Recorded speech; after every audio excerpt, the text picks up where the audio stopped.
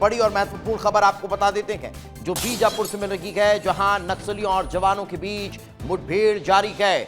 गंगालूर इलाके में ये मुठभेड़ चल रही है इस वक्त की बड़ी जानकारी आपको बता रहे हैं। अब तक 2 नक्सलियों को डीआरजी जवानों ने ढेर कर दिया है।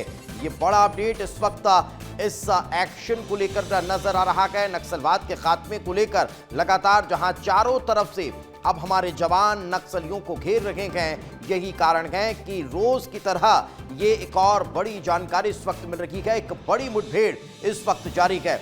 हमारे सहयोगी संजय हमारे साथ जुड़ चुके हैं, उन्हीं से बातचीत करते हैं। संजय, इस मुठभेड़ को लेकर फिलहाल क्या ताजा अपडेट?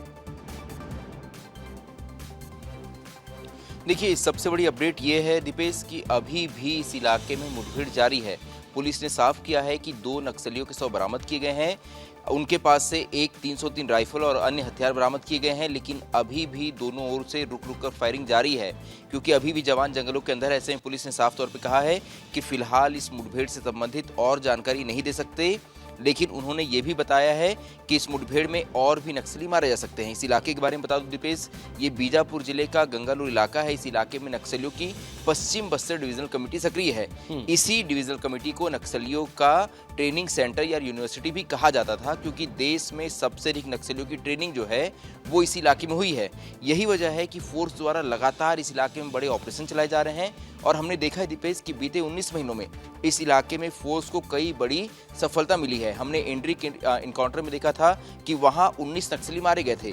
इसी तरह की कई मुठभेड़ें जो है इस इलाके में हुई है, क्योंकि इस इलाके में पापा राव जैसे बड़े नक्सली मौजूद रहते हैं। ऐसे में फोर्स कोशिश कर रही है कि पापा राव जैसे बड़े नक्सलियों को भी न्यूट्रलाइज किया जाए, साथ ही इस इलाके में जो भी नक्सली सक्रिय हैं उन्हें किसी भी तरह से न्यूट्रलाइज किया जाए। क्योंकि देखिए, अब उस डेडलाइन तक पहुंचने मात्र 200 दिनों का समय बचा है, जब देश से नक्सलवाद को खत्म करना है।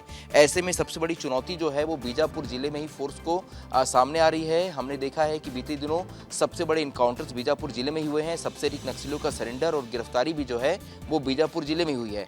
वहीं दूसरी ओर बीजापुर जिले में ही फोर्स को भी सबसे अधिक नुकसान हुआ है। ऐसे में फिलहाल पूरे देश में बीजापुर जिला जो है वो नक्सलवाद का हॉटस्पॉट बना हुआ है, और यही वजह है कि हम लगातार यहाँ से बड़ी मुठभेड़ों की खबरें ब्रेक करते रहते हैं। बिल्कुल, तो ये बड़ी अब कार्रवाइयां जो है वो लगातार बीजापुर जिले में भी देखने को मिल रही है, और इसी से जुड़ी ये इस वक्त की अपडेट भी मेरे सहयोगी संजय आपको दे रहे थे। फिलहाल बहुत बहुत शुक्रिया इस तमाम जानकारी के लिए संजय।